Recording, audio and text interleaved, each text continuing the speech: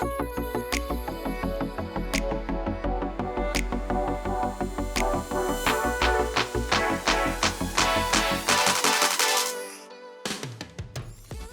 Future Construct podcast episode is supported by Applied Software. Applied Software is on a mission to transform industry by empowering their clients and championing innovation with real-world expert consultants.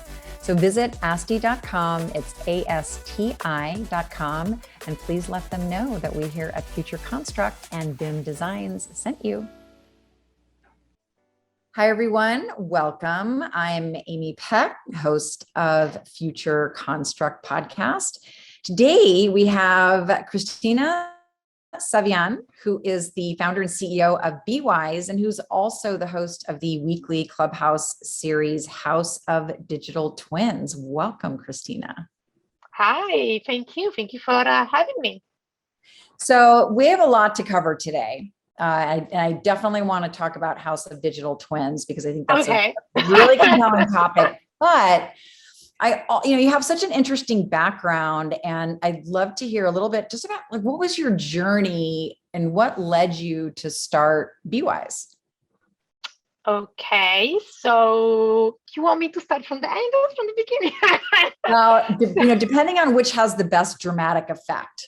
Oh, okay, I see. So the boring bit, but I started my career in 1998. So yeah, over 22 years ago. I'm originally from a town in the north of Italy called Torino, where I'm actually at the moment. I'm home, managing some personal family business. So yeah, I think it's the first time ever I do a podcast in my hometown. Nice. But yeah, it is actually. So anyway, so I started my career, and I started as a chartered land surveyor. That's how I basically started the industry. I've always been fascinated with open spaces. And I studied both land surveying, building surveying, and then immediately went to land. I was not interested in buildings, but be more like be out there all the time. I worked here for a few years, but then in 2005, I moved to London. I spent over 15 years based in London, working for local authorities, worked for the London Olympics. It's always very strange this time of the year when, we have the Olympics on, because what is behind. And amazing, fascinating machine. And I can't even imagine what it's like doing it through this spatial, interesting time we are all going through. So yeah, I cannot even imagine the logistics of that. But anyway, and the complexity, which is really difficult, I think is just on a different level. However, anyway, and then I've always been a technologist. So what happened is while working in one of the local authorities in London, in Greenwich, I started working in some interesting pieces, and I was always the person who says, we can find a better way of doing this, and we're wasting a lot of time, and we can improve things. And so I did, and I ended up apparently creating a pretty clever technology solution, which was actually discovered because it was using some of the Autodesk products. So Autodesk discovered what it did. No surprise, a couple of years later, I was headhunted by them, looking after the technology, the technical sales for pre-sales for North Europe. So I had a traveling job, which it's very strange to say these days. But I was doing 3-4 countries a week sometimes. Wow. Just, yeah, I know. But, Europe is an hour, an hour and a half, pretty much So anyway, so I had, amazing time just traveling mostly across Europe, bit of America. Moved across the organization, started working on looking after major accounts, worked in America, India. And then that's it. And then I just said, it's time for me to do something different.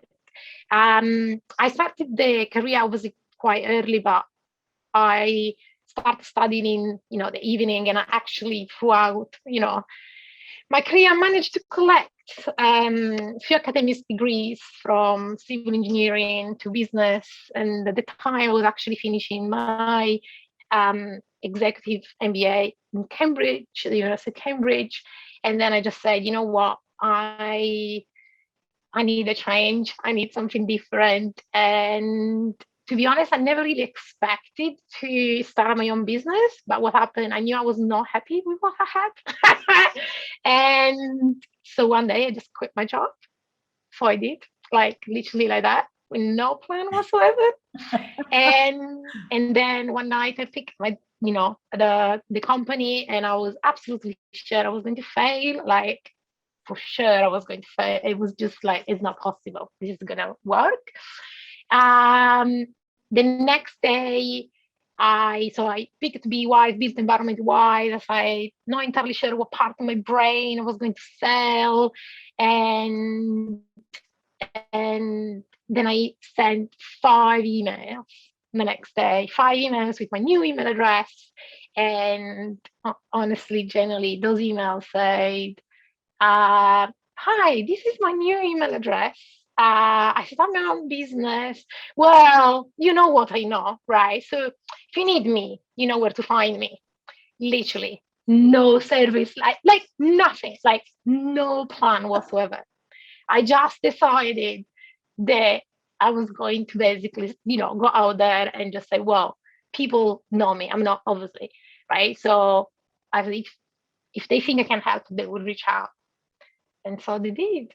2 weeks later, I received a phone call from Sophie Antipolis in north of France, south of France. When one of startups, new CEO, actually, Exotodesk, raised the cash, jumped on a plane, went to Sophie Antipolis, helped them with adaptation of this new product for construction. And then the next month, I was to the product launch in LA.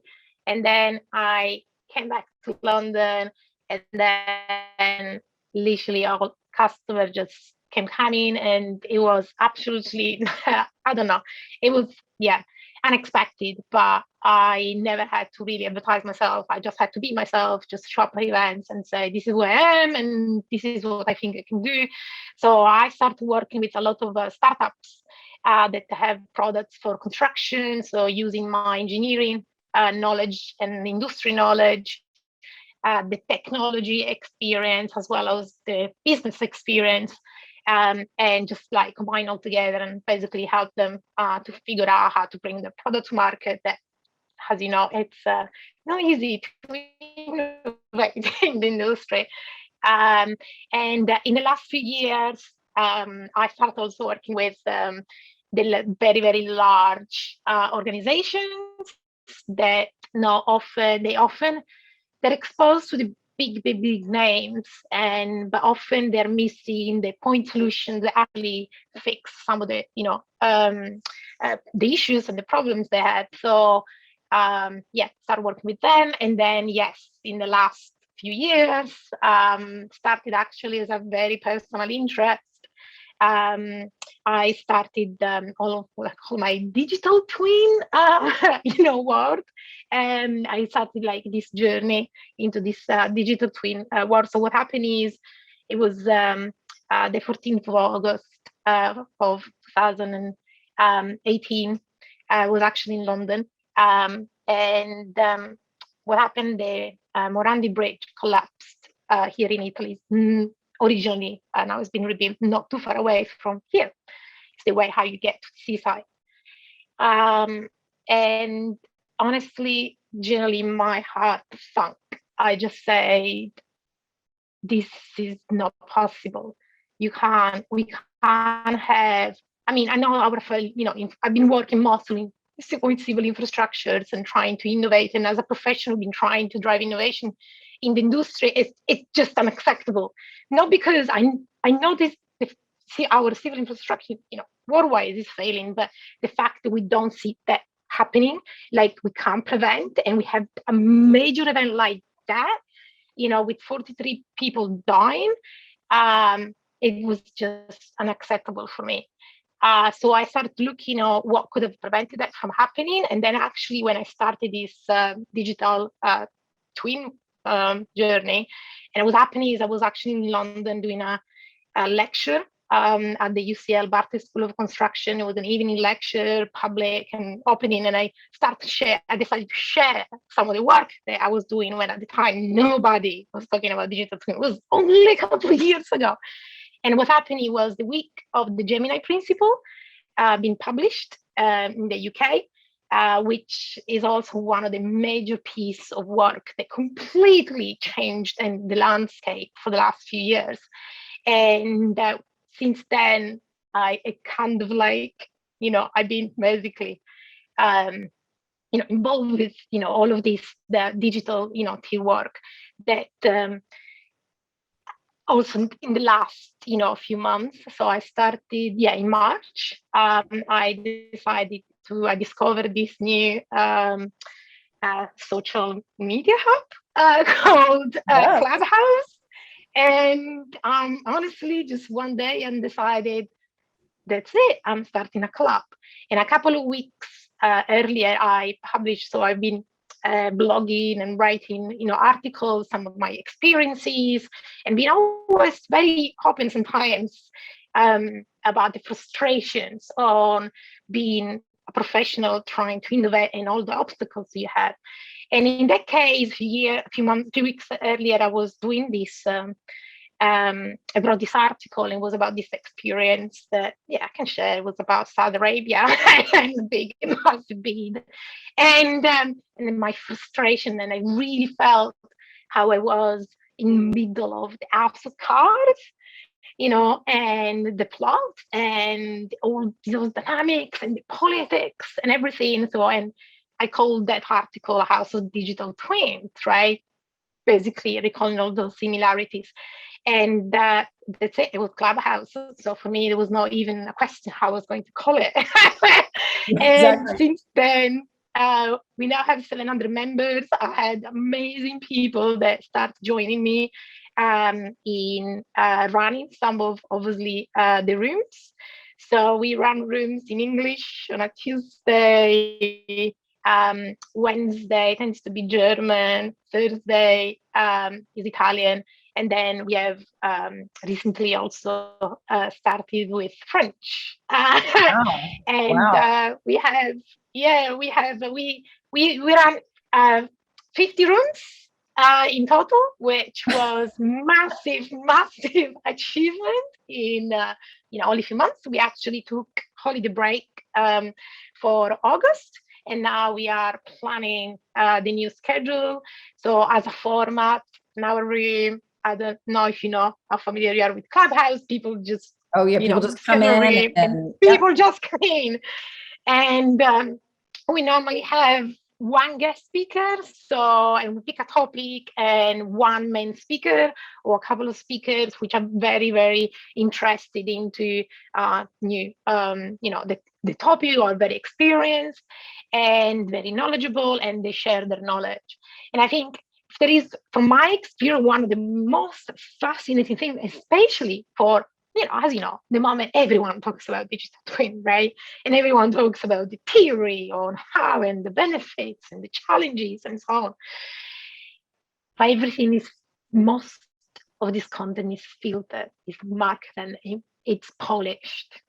So what happened is I discovered on Clubhouse, you find the unfiltered versions most of the time, because those conversations, they're gone. I mean, we don't record this, the rooms. People have been asking, why don't you record the rooms and everything? Is like, no, you have to be there, because that's the whole purpose, because you're going to hear something, we're not recording, right? So you're either there or, and it's gone. So people open up. People really say, I had enough of these. People, call it, bullshit, or, whatever, call it BS. But, this is it. So, and I think it has been an outstanding experience, especially as a consultant, as I, work on many different, type contracts. In the last year and a half, my long-term partner decided to accept a job in Australia, which meant I also relocated myself in the middle of, launching my business, but also, expand, hugely, my network, and now it's like literally, global. And what I found fascinating, the challenges are, the same, and we all try to be. I think we all know the answer most of the time, but for some reasons we're too afraid to speak up, to share them, or if we do in this type of environments, and I don't know, we're worried to be judged on, and so on. So honestly, it's been I think a very unexpected surprise. So now I'm wondering how it's gonna go. Obviously, what's gonna be the next 50 rooms. Well, I see a recurring theme, which I'd like to talk about after the break. We're going to take a very quick listen to our sponsors, and we will be right back. This episode of the Future Construct podcast is supported by the amazing team at Applied Software. They have solutions for any modern project. Applied Software is on a mission to transform industry by empowering their clients and being the champions of innovation with their real-world expert consultants. They have a comprehensive suite of solutions for AEC, MEP, and manufacturing, and they have a singular focus to help you achieve higher performance. They have software, training, support, consulting, and custom development. Applied Software has you absolutely covered for all of your workflow needs. And BIM Designs is proud to be a client and partner of Applied Software. So visit ASTI.com, that is ASTI.com, and please let them know that Future Construct and BIM Designs sent you. And we are back with Cristina Savian and talking about so many cool things, not the least of which is her crazy clubhouse adventure, which seems to be expanding at an exponential rate. But I have noticed a pattern in your career, and you've used the word unexpected to talk about both your leap into what I like to call the abyss of consulting. I'm right there with you. I've been there. I know what it feels like. I like the fact that you said, I don't even know which part of my brain people are going to want to use. And that was actually a really cool statement, because I think we forget that people, even if they have the specialty in one particular thing, and you've done what is now becoming required and will be required as we move forward, but you did it naturally and ahead of the curve, which was this journey of lifelong learning, right? Where you continued to get advanced degrees, you continued to study. I'm not entirely sure when you slept through that whole period of time while you were working in Europe and getting advanced degrees. But I'd love to hear a little bit about, what is the, kind of importance of having the level of confidence, for you, and even just to inspire others to say, look, I know this inside and out, and just pick a lane and go. It's it's interesting. It's interesting because I was actually just about to say Clubhouse is my new degree. Like, it's my new life learning. Every day I'm learning something new that I didn't know before. So it hasn't stopped really. But it's I think it was I certainly decided that life is I think you get to a point where life is your life is short, and you only get to do it once, and you make, of course, a lot of mistakes, but it's up to you to go through and change and make those changes and make you happy. I think for me, probably,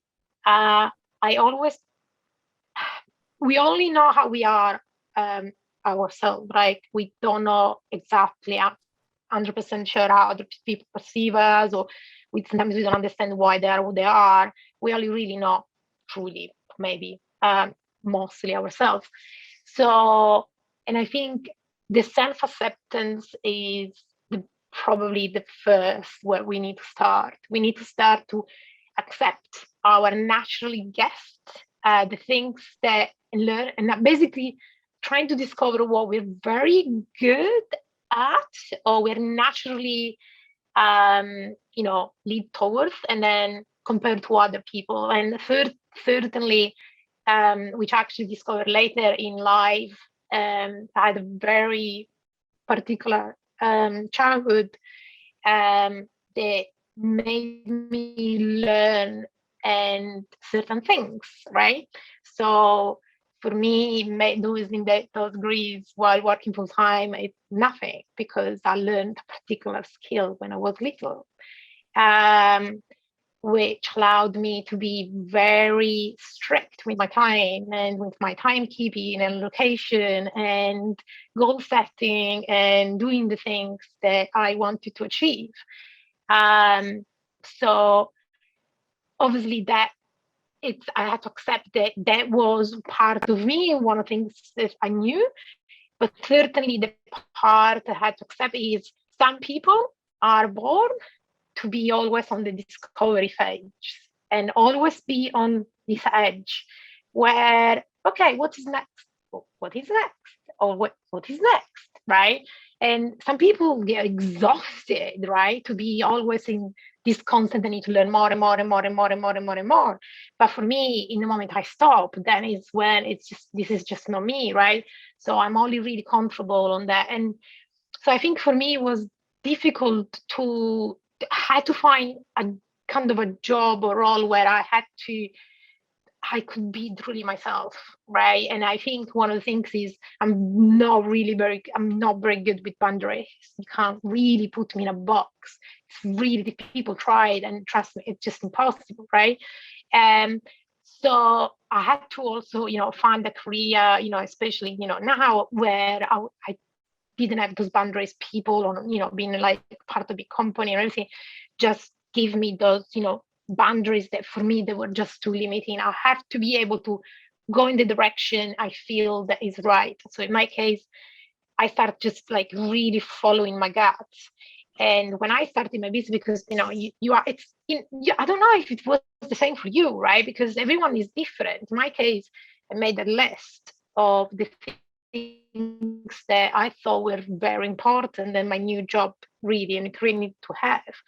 And I think if it works, if you really made, if you really treat yourself and you actually picked and you've been honest, I think this is the reason why it worked for me, because I didn't have to work hard. I think I just start selecting the right things, the right things for me, because I still don't understand why it happened like so naturally, organically, without me even trying. And I think, I mentored the MBA at MIT in Melbourne. So I've been, I share, in our meetings, some of the tips, and everything, because obviously a lot of people want to start here. And I just say, trying to figure out, who you are. And then I can tell you, you're going to pick the best, things. If you are, meant to be an entrepreneur, you're going to become an entrepreneur. If you're meant to be, leading large organization and, and you are going to do that, right? And then don't forget, maybe you are meant to be a dad. You're meant to be the best mom. You're meant to be, doing, not necessarily like professionally, right? So it's sometimes like we forget some of our fulfillments, come from. So yeah, I guess in my case I tried to find what does fulfill me. And I can tell you that, honestly, after 3 years, I wouldn't have survived 3 years. And also, we went through for the last few years, and including expanding to other side of the world. But, it keeps going and the requests keep coming. And so I think I just need to accept this is what I'm meant to do. Will I do this for the, I don't know. Maybe, I don't know if one day I decide, what, now it's time for me to do something different. I don't know. For the moment, it's certainly what I'm supposed to do. Yeah. Well, I think I love that the way you described kind of being on the edge, because I think that there's really something to that in terms of, and you also mentioned that there were certain skills that you learned when you were younger that I don't think we necessarily kind of globally appreciate or think. And one of them is sort of around actually the creative thinking part. And there's some educational systems that put more focus on creativity than others, but mostly it's about kind of funneling us all through into this much more linear path. And I think that the way technology is evolving, we kind of have to do something different, and we have to urge kids to be more kind of exploratory, and that living on the edge is something, it again feeds into the lifelong learning. We're at a stage now where there's no other option than for us to continue learning because technology is evolving so quickly.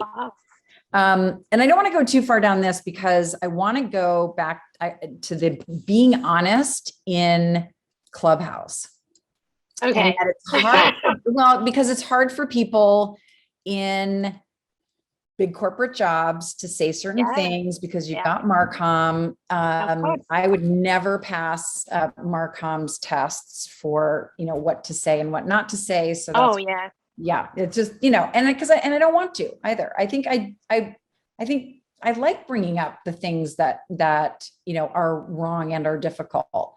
And you talked about digital twins and how people are angry because I think we all have this vision that, well, all you do is you just like do a scan, or you take a 3D asset and then that's your digital twin. And then like it just stops there and it's magically one of the building blocks. And now everyone won't shut up about the metaverse. Oh my God. Like if I hear one more person who actually doesn't even work in the space go on an hour-long discussion on what the metaverse is, I can't take it. But what are some of the things that you're hearing that are really the honest challenges of like, how do we leverage digital twins? Because the promise is magical, right? It's the digital twin, which is then smart buildings, which is wired into smart cities, which then becomes the AR cloud. That's a thing of beauty, but that's going to be really hard from a technological standpoint. That is the challenge. I think for many aspects, it's just trying, they're trying to sell as utopia, and I think, because I started, as I say, started researching on my own at the back of what could have prevented that bridge to collapse. What could have prevented, the Grenfell, tower, event. I can tell you that as a Londoner, it's just staring and watching at those events, and I'm sure in US, seeing the building in Florida, you see that it's just like this, right? So we can definitely do better, and I think that is where the way we should think about it. At the moment, I can tell you this: the most asked question was, what's the definition of digital twin? And I can tell you that there is no agreement. And guess what? We will never agree. There is just no global, international, organization, even if some company, organization have set, to do that. But the reality is, there is how many countries, how many nationalities, we can't just listen in, necessarily to the English, what the English word says, right? We also need to be able to be global and accept. So I can tell you this, it's absolutely impossible to ever agree on, his definition. I think what we have to look at is start from the concept that was, started 15 years ago, and what is, creating this digital representation, digital representation, which helps you to understand, your asset. So the way I come in, I'm actually going to give you my definition, the one I cloned, which I think just summarizes, everything. But the way I see it is, we can't go and analyze our build asset. It just, we can't do that. We analyze the building, we can't analyze our civil infrastructure. Yeah, I spent the entire morning, with a customer, and we're discussing digital twins of, offshore oil rig. Yeah, you can't be there. You just can't be there, right? So all you're looking for is what is that, digital representation. So the digital replica that will help you to analyze and to make those decisions, right? Because you just can't do it, with the built asset. And that's it, that's really what is the, digital twin, is just the ability to have the digital world helping you to figure things that you can't really do in real life. And of course, then they comes where, well, okay, how are we going to do this? We need to scan this, and then we're going to bring all the technology. Okay, let's maybe start adding some sensors. Let's start, using drones, that. So you can immediately see how it's just, bringing in technology is just right to fulfill, a need. I think one of the things certainly that I found is sometimes they say, oh, we have to create a digital. Why? Why we're not, we're not creating it just for the sake of it, right? It's not that necessarily every single build asset needs this digital twin. Come on, it comes with a cost, right? So it's about what does the digital replica allows you to analyze. And of course, and is when you think about, let's think about predictive maintenance. Oh, if I had this data, I could save so much. And you can admit, oh, you know what? If I could model this, I know exactly when I have to maintain it, and I can avoid the collapse. Yeah, those are really the answer that we're trying to, the question we're trying to answer. So, and it's sometimes I think at the moment from, because it's this so like buzzword, sometimes we're like, you know what, we're just trying to answer the question. So to put it into perspective, I'm going to give you my definition. I think to summarize on really what digital twin is. So as a construction professionals, yeah, we are the artists of the built environment who carefully select the materials to be applied. A digital twin is the combination of the canvas with the integrated inherited understanding of our existing built asset and how they interact with the previous, the current, and the future generations. That is where is that on your website, I hope? Yeah. I published it like many times. I know I had I presented this in So we're gonna have to we'll make sure it's in the notes when we release this, because I highly recommend that you go to Christina's website, because it is, as you would imagine, it's beautiful. But it's very informative, and then has links to all of your other podcast appearances, even though we hope this is going to be the most fun and most watched. Of course. But and I planned this, for I was doing a keynote in Helsinki in 2019. I mean, I can tell you this: at that time there was nothing, like there was not even a publication on this topic. Right? And so I published, 2019 with the Institute of Engineering and Environment, Institute of Engineering and Environment IT in London. One of the first white papers on this, right? And it's how many hundreds of documents? Actually, I have one organization that just asked me to help them to write, a paper for their members organization, and I can tell you this. Now the problem is that it's just too much and you need to select very carefully, and that is when sometimes I just like to cut through the nose and just say, you know what, that's what we're after, right? They told the vision. And it's like there is something about kind of keeping it simple, and I definitely want to call out the fact that it's, and I think this is true of any technology, it's what do you want to do? What is the utility? Then you look at the technology and figure out what technology you need, how much of it you need to accomplish whatever the goal happens to be. Because I think we're doing a lot of technology first. But you did also mention exactly. But the technology changes. The technology changes all the time. Oh yeah. Every time. we make and we start implementing some of the technology solutions, they're out of date, by the time we implement, especially when we start doing it for like large organizations. Think about the technology that it's selected, even just the design phase, even of a project that's actually really has a quick turnaround.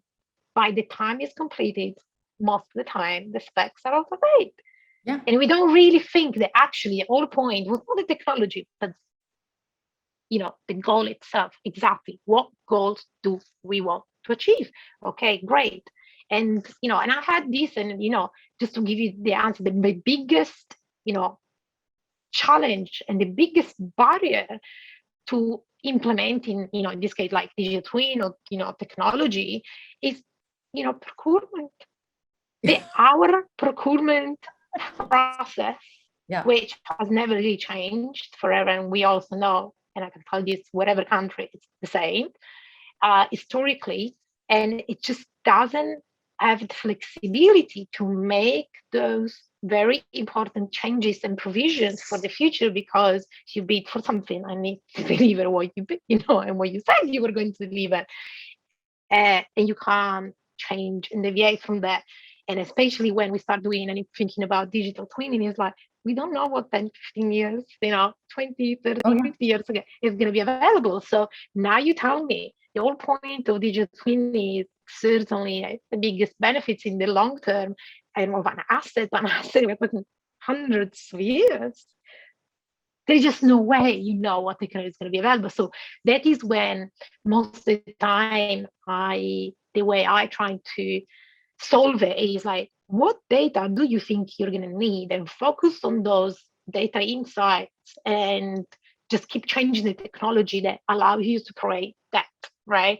So if you put the data as the center point and the information, right? Or that is the goal, this is what I want to achieve. So to achieve that, I need that information. And then you always keep the information that will never change. You either are going to have a lot more information available thanks to technology, and because also sometimes it gets cheaper, better, sensors and so on. But the goals never change. The technology will always evolve. And that is when I think we need to be better at just trying to fast-paced, that in our construction world. Yeah. That's our biggest problem. Yeah. Yeah. And because we don't know what we don't know. But let's take a little trip to the future, because I know you do spend a lot of time thinking about what's next. And so let's go 20, 25 years, like past that edge that you live on a day-to-day basis. And you can bring with you, anything, any service or thing or gadget that would just make your life better on a personal level. What would it be, and what would it do?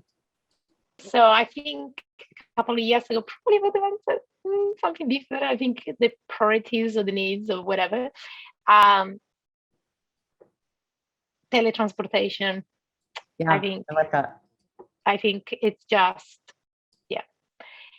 especially because of the experience that we all went through worldwide. The fact that I was living in a country which is currently still with closed borders, you really understand what your biggest need is, which is teletransport yourself and hug the person that you need to hug. Because yes, we might be able, right now, in being, from two sides in the world and communicate, and everything, but there are things that we can't replace. We can't, I don't think we'll ever be able to transmit the smell of the taste of like the people, right? We'll never, technology probably never replicate that. And I think this personal connection will always be there. So teletransportation. No. Yeah. I love that. I'm with you. And I think that's just a perfect example of using technology to elevate the human experience. I think we all need to do a little bit more of that. Cristina, it has been such a pleasure talking with you. I cannot wait to jump in and start complaining about things in your clubhouse. how No, slowly now everything's moving. actually, you now need to promise something, which you're gonna come as a guest in one of my clubhouse. 100%. This has been so much fun. We'll have to have you back because I think we need to talk about many, many, many more things. But thank you so much for joining us today.